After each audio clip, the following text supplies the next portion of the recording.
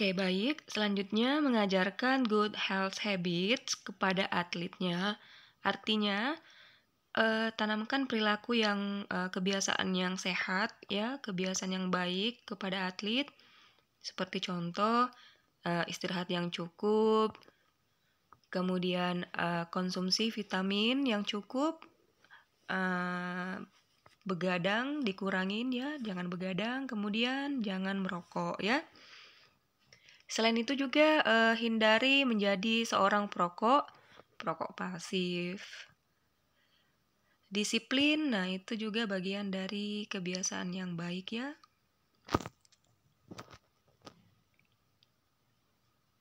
Memberikan kesempatan yang sama kepada setiap atlet untuk sukses.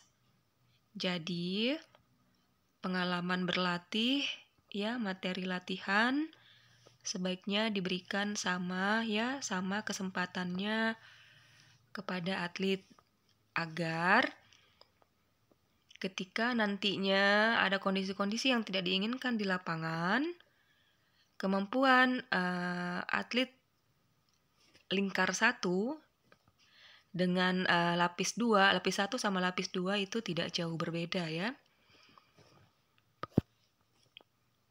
Menempatkan kepentingan, hak, dan kebutuhan setiap atlet. Jadi harus diperhatikan dulu ya, kepentingan haknya atlet itu apa dan kewajiban Anda apa. Jadi jangan sampai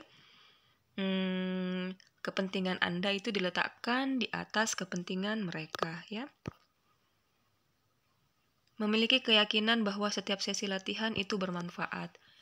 Jadi sebelum memberikan sesi-sesi latihan, tanamkan dulu bahwa Anda juga harus yakin dulu bahwa pengalaman atau sesi latihan itu bermanfaat untuk mereka. Jadi jangan sampai atlet Anda merasa bahwa latihan ini itu tidak ada manfaatnya, ya. Sehingga mereka juga tidak memiliki motivasi untuk melaksanakan. Jangan pernah memberi petunjuk yang kabur atau meragukan, apalagi salah kepada atlet. Ya, karena pengetahuan ilmu memang itu perlu untuk dilakukan pengkajian teoritis mengenai masalah-masalah yang ditemui di lapangan. Jadi apabila memang Anda merasa tidak yakin, sebaiknya jangan memberikan petunjuk yang keliru, ya, karena apapun kata pelatih itu akan menjadi ibaratnya sabda yang harus didengarkan, yang harus diikuti oleh atlet ya.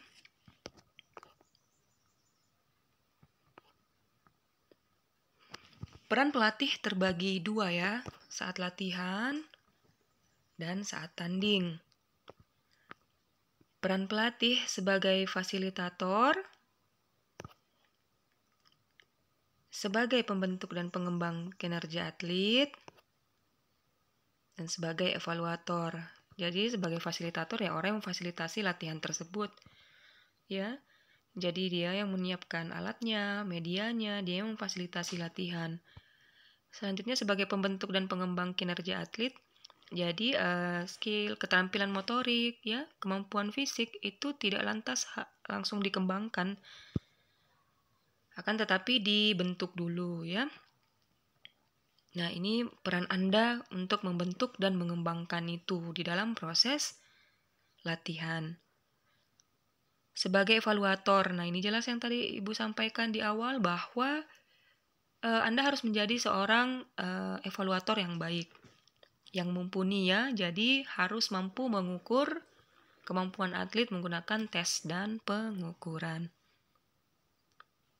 Selanjutnya untuk peran pelatih tanding, Anda harus mahir ahli dalam taktik dan strategi.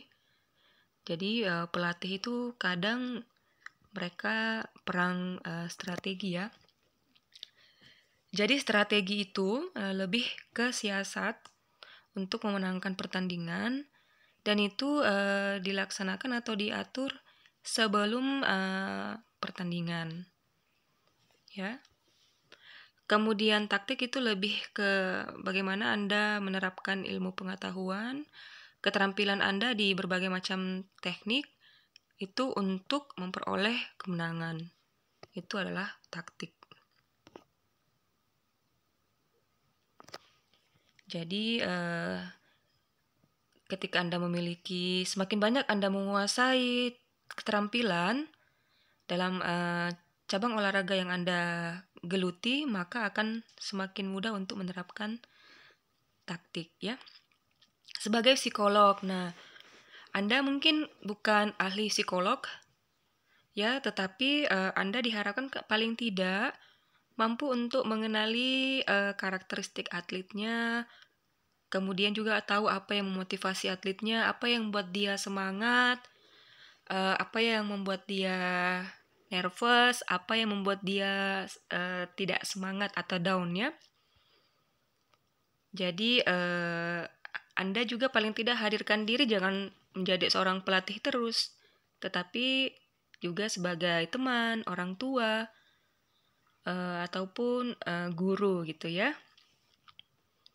Sebagai pengamat. Nah, jadi setelah bertanding tentu ada evaluasi-evaluasi yang harus dituntaskan, dibahas ya, untuk memperbaiki performance ke depan. Jadi, selama bertanding, Anda harus juga menjadi seorang pengamat.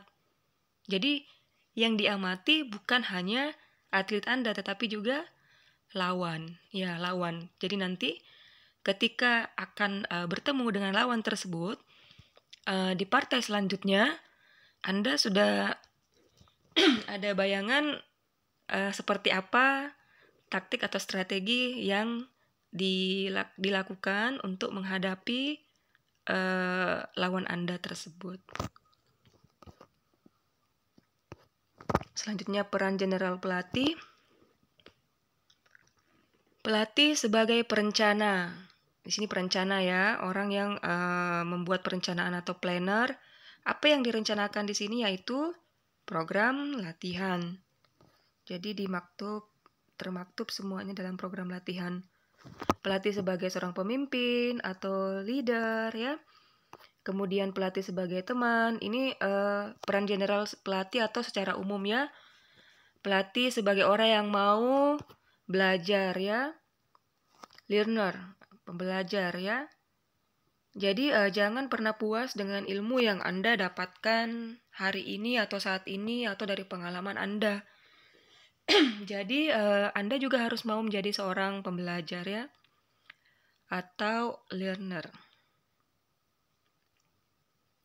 Pelatih sebagai seorang realis. Jadi ya Anda tentu tahu kemampuan atlet Anda tahu kemampuan lawan Anda, sehingga meskipun memang kita memiliki falsafah memenangkan setiap pertandingan, tetapi dalam merumuskan target. Nah, Anda juga harus realis ya, atau realistis. Pelatih sebagai guru. Nah, jadi Anda mampu memposisikan diri sebagai guru, karena di dalam proses berlatih itu ada proses-proses transfer pengetahuan atau knowledge ya.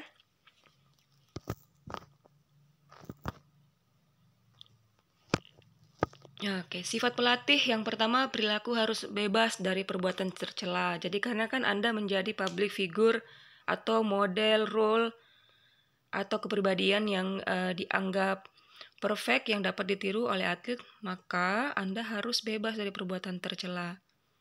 Kepemimpinan merupakan individu yang dinamis,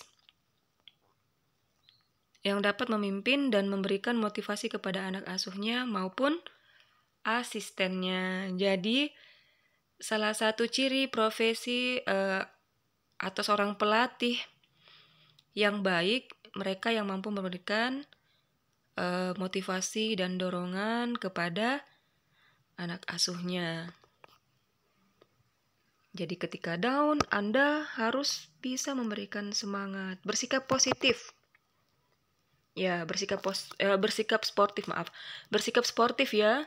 Jadi ketika Anda menang, menanglah dengan jujur.